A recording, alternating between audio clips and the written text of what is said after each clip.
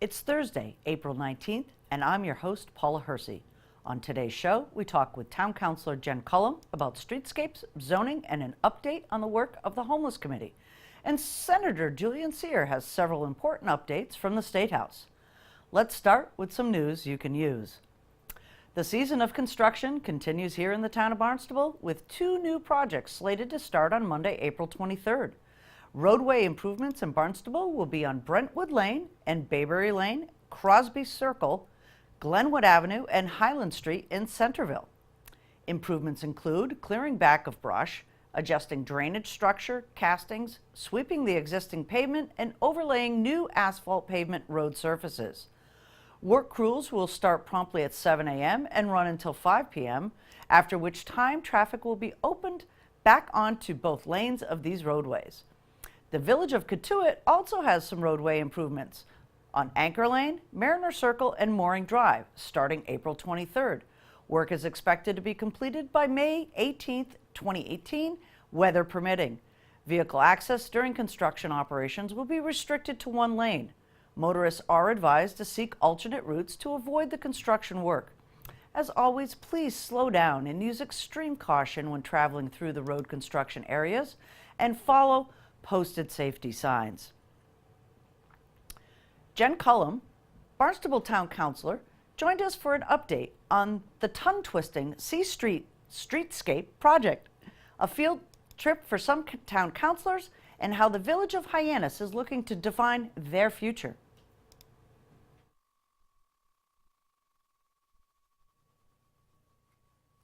With us today in studio is Town Councilor Jen Cullum. Jen, welcome to the show. Thank you very much, Paula. Nice to see you. So there's a few things happening. It's an off week for Town Council this week with school vacation, but you've got a few things that you need residents to kind of be aware of, some things that are moving along further and some things that are just starting out. Let's start with the C Street streetscape. It's a mouthful, right? You know, down by the seashore with the seashells Yeah. is the C Street streetscape. Five times fast. You Five gotta try times it. fast. Yeah. This is really going to kind of change the whole look of C Street a little bit, make it a lot safer for folks too. I believe so. Yeah. And as you know, I owned the market there on C Street for many years, and don't any longer, but still live just one street away. And I feel that this has been such a long time coming for the residents. There's been a real interest in this program for a long time. It's been 10 years in the making. I think I started on this before I became a town councilor. Wow. And so it takes a long time. It's Chapter 90 funded, so that money gets dog-eared and is being used toward this project, which will provide a bike lane and shared use path on one side of the street with a sidewalk on the other side of the street. It'll narrow the street slightly and prevent traffic from cruising so fast. I was just going to say that, getting that a little, it makes it so folks, I mean, they fly down that street. They fly down that street, it's true. And I think it will make it a lot safer for the residents of the nursing home that are there and the capabilities homes that are there too, because the sidewalks will be widened. And it's just really going to really help that little street along. We have a lot of really great improvements that are happening there now, so I'm really pleased to report that in the fall they'll break ground on this. So in the fall, the construction starts, but residents can still get some information from the DPW? DPW, town website, planning department, they've all been involved. We had a few meetings that were well attended, but unfortunately not well led. Since then, we've had a huge recommitment by the town under the direction of Mark Ells to come forward and show us what we can really do. And so at the last meeting, if you weren't there, Dan Santos was there, who's the director of our DPW. Elizabeth Jenkins was there, who's the director of our planning and development department. And I think they answered a lot of questions. They had maps for everybody. And I think the group left with a really solid understanding of what was in store for them, what the benefits would be, and some property boundary issues and things like that needed to be resolved. So it was a very, very productive meeting, and I think we finally got to that point because we were diligent and made it happen, and I'm really pleased to report that that's going to be something coming up in the fall. I think that neighborhood is long overdue for a little makeover, and the residents deserve it, so it's very exciting. I like that they're putting in the shared path too, because the bike to the beach thing will make less cars. Make less cars and hopefully funnel some business right to Main Street for ice cream and other things at the end of the day, you know, so, or the beginning of the day if you're me. I mean, ice cream's good anyway. Ice cream is good at any time of the day. That's right. You're right about that. So talking about, kind of things moving slow, things moving fast. The zoning for marijuana is kind of just in the beginning stages here. The town council's learning about some stuff. Give us an update of what's happening there. So there's a group of counselors that are going to be traveling to a grow facility, I believe tomorrow. I will not be one of those counselors because I have other plans tomorrow. But to just learn about how the system works, how the business works, what the impact might be for our community. It's really what I consider to be an informational session. We're gathering information now to try to make the best decisions for the town of Barnstable. So I can't remember off the top of my head who it is that's going, but I know that there was an invitation sent out to all counselors to go to see how the whole system works, because we're relatively unaware down here. But we do want to address the issue and either zone for it or not zone for it. And so we're, I think, doing our due diligence and trying to figure out what the residents of the town of Barnstable want to see, what our future looks like. We certainly don't want to be a footloose community where there's no dancing, Right. And we would like to collect some revenue if possible. I'm speaking for myself, I should say, when I say that. I would like to collect some revenue if possible. And so we're just kind of at this point exploring all options and hoping to make a decision at some point in the near future. So Great. And then kind of not hand in hand, but the homeless committee is working on a lot of different things. You talked about now looking to define the future, letting the Hyannis define their future rather being defined by homelessness. Right. Give us kind of an indication of how that's going to play out and how you're working with the county. So, when this group initially started, it was the major charge that we decided to take on was to take the homeless camps out of the woods. And I think when we did that, we recognized that Hyannis cannot be known only for the homelessness problem. It cannot be known only for the shelter. Although it brought a lot of press to Hyannis because we did have that problem, we can continue to struggle with it now because we have a huge homelessness problem in Hyannis. I think that we started to realize that services that are in our community that are doing good things in our community are also kind of a symbiotic relationship with the problem that we have with campers and with homeless people in general. And what I would like to see, and the way I'm leading the committee, is to have Hyannis be in charge of its future and not just be a passenger on the bus, but be driving that bus so that we're at every meeting, so that we know what's going on. We know what people are planning for our community. And it's not that we want to be exclusionary, it's that we want to be included in these decisions. So right now, the Homelessness Committee is working with the county to better understand the funding that comes from the state and the federal government to a certain degree on opioid prevention and where that money is going. So we expect in the next month to hear from Beth Albert at the county. And Jack Units has been in a couple of times to talk with us about different issues related to homelessness and how the county might help. And it all really comes down to this one kernel, which is that although Hyannis seems to be front and center for the problem and realizes the problem full throttle when other communities don't, it's really a regional problem. And so that's why we've asked the county to help us a little bit more, because in all of our efforts to find a coordinator to do all these other things to help alleviate Hyannis, what we've realized is that we need a larger voice. We need a group of people saying, right, we don't want it in our backyard necessarily. Hyannis has it in their backyard, but regionally we have a responsibility to help those that are the least fortunate among us. And so we're looking for that commonality of a voice.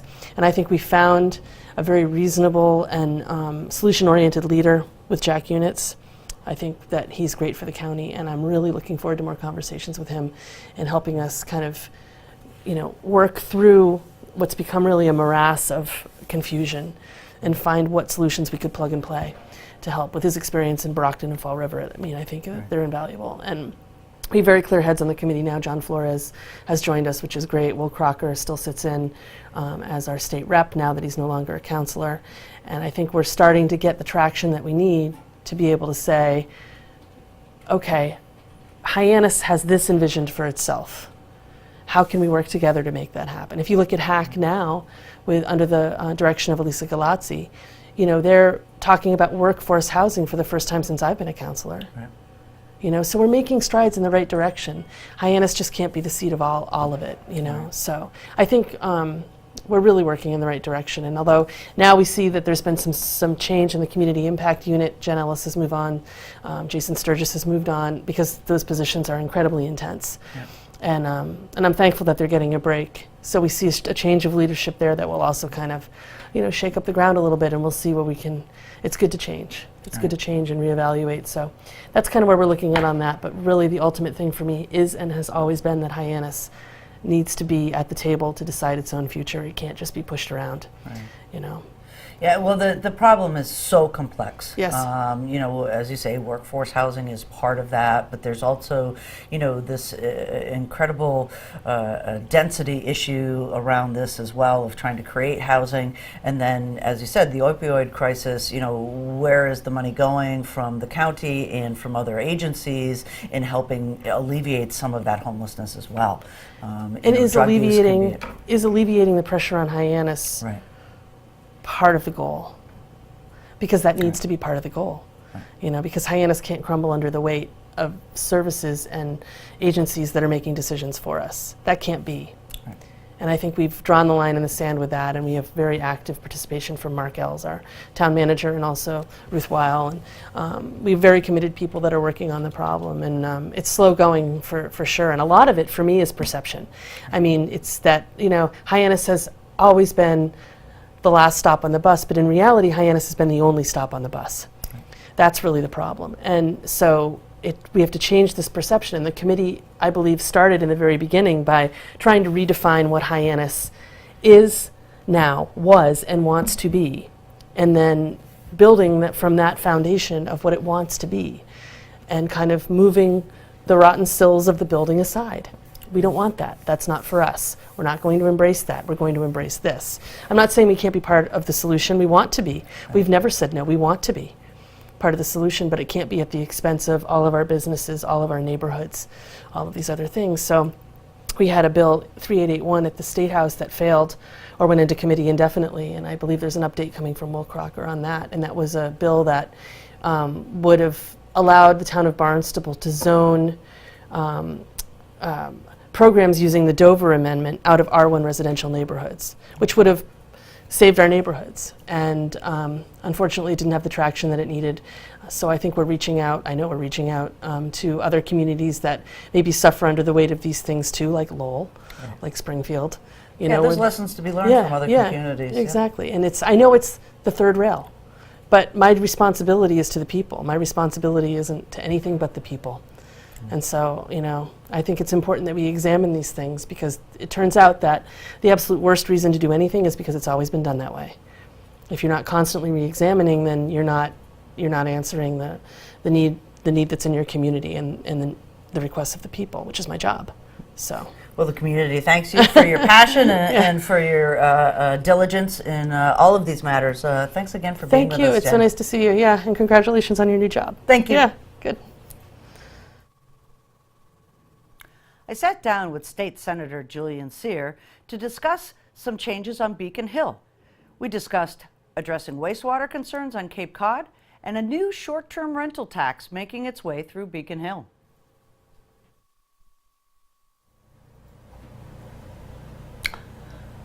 I'm in studio with State Senator Julian Cyr. Julian, how are you? Hi, Paula. Good to be with you.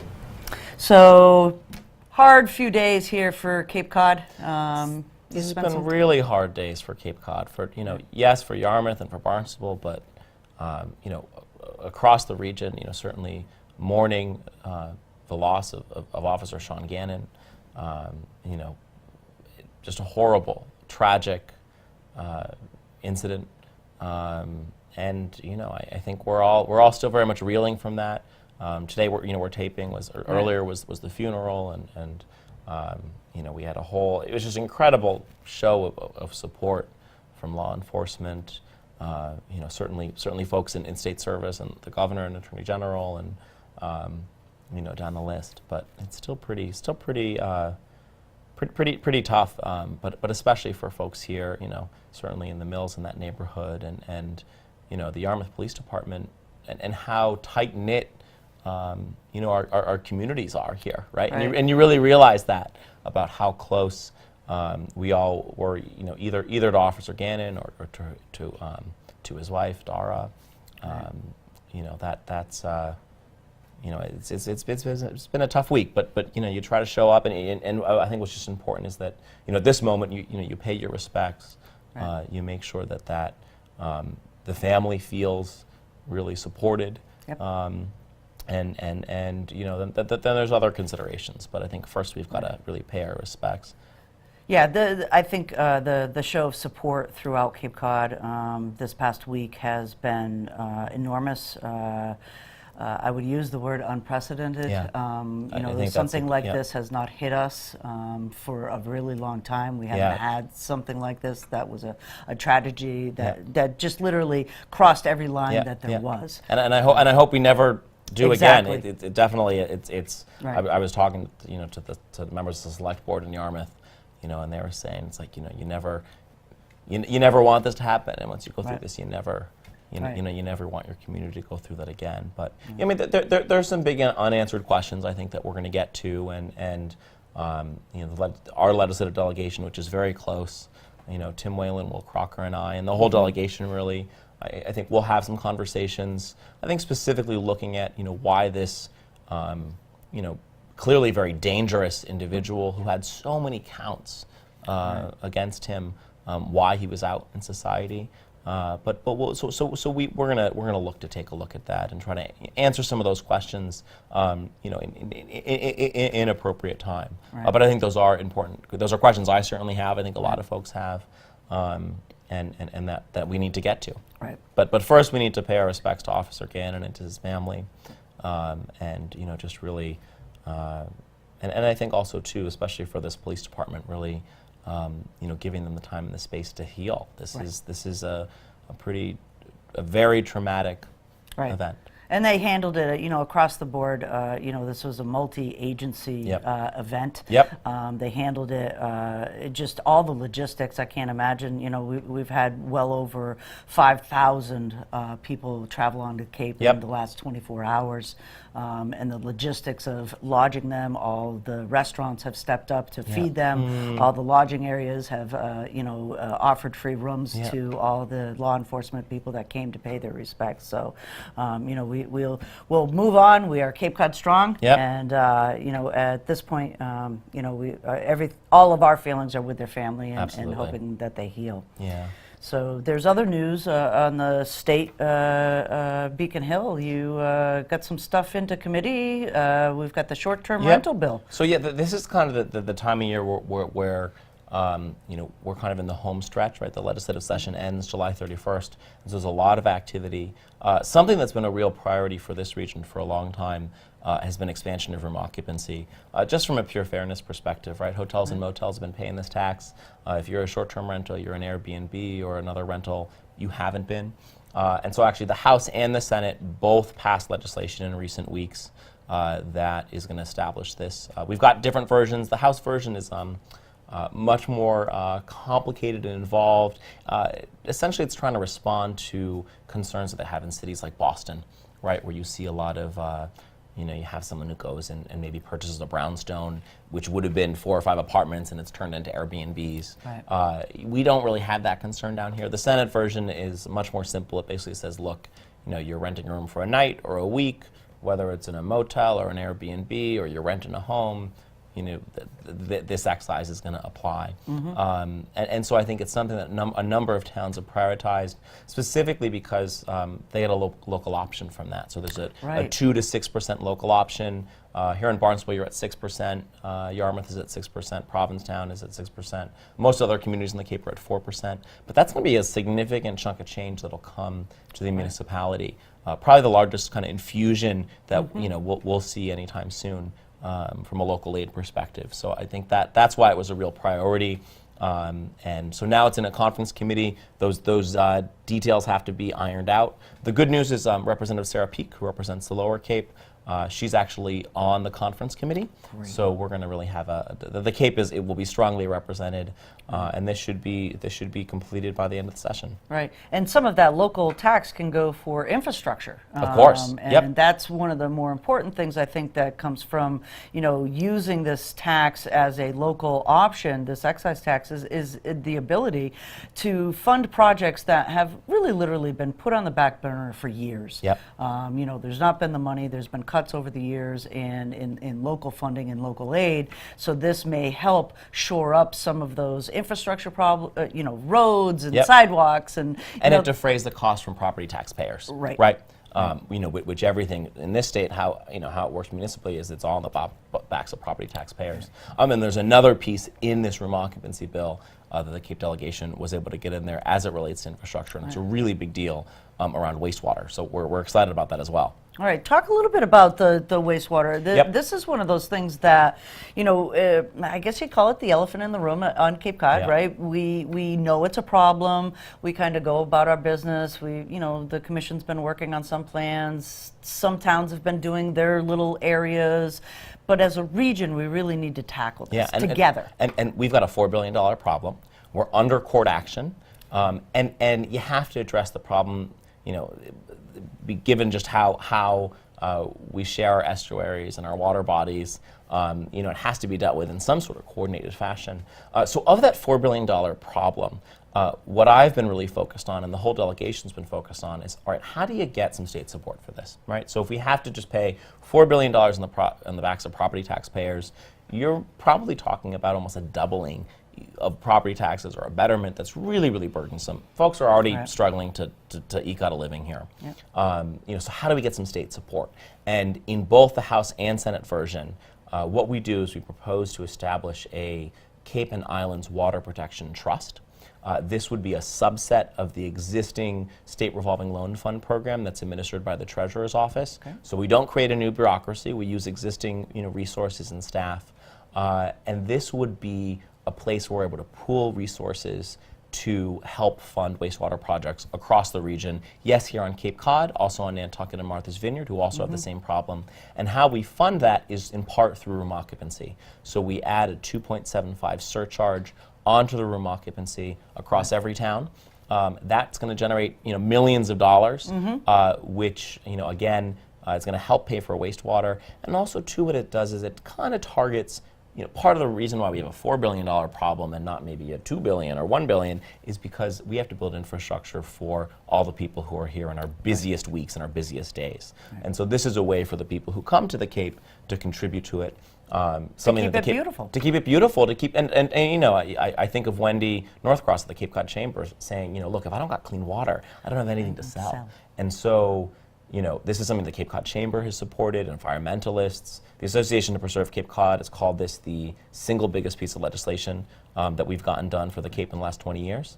So there's some slight differences between the House and the Senate version, but because it's in both bills, it's going to happen. So it's a really big, I think something that's a game changer and really going to help us move forward in remediating our environment. I think it's going to provide some development opportunities, right? Because with sewering, you can build more densely. There's the blue you can economy. have those, so definitely a good news story, and I think something that's really going to help us have a more sustainable future here.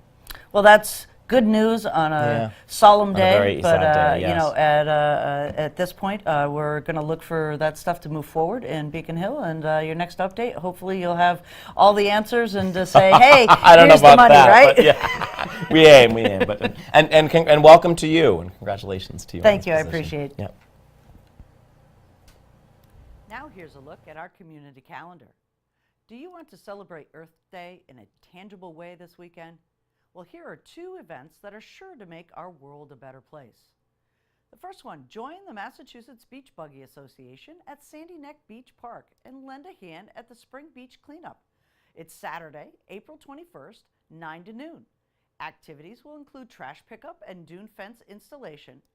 Spend the morning giving back to your favorite beach. Meet at the Sandy Neck lower lot. Do you need more information? Call the Gatehouse, 508-362-8300. Bees are among the most important creatures to humans on Earth. These amazing insects pollinate over 80% of all flowering plants, including 70 of the top 100 human food crops. 1 in 3 bites of food that we eat is derived from plants, pollinated by bees. Join Michael Smith, president of the Barnstable Beekeepers, for a Beekeeping 101 and discover everything you need to know about beekeeping and the important work bees do to keep us all here on Earth. He will also discuss what flowers to plant to attract bees and what pesticides to stay away from to keep bees safe. Head on over to the Barnstable Senior Center on Friday, April 20th, 10 a.m. to 11:30 to learn more how you can help the Earth and its peoples survive. We hope you'll join us again tomorrow for a walk through the Barnstable Community Garden with volunteer manager Donna Larson, and we learn more about a really cool arts festival planned for April 28th by the students of the Sturgis Charter School. And here's today's town hall history from the Barnstable Patriot Early Files, 1978. Selectman Edwin F. Taylor expects the new town hall, the old normal school, to be ready by summer, and all personnel transferred to it by early fall. A 56-foot hole will probably be sunk into the ground to provide for a hydraulic elevator system, which appears to be the type that will be used.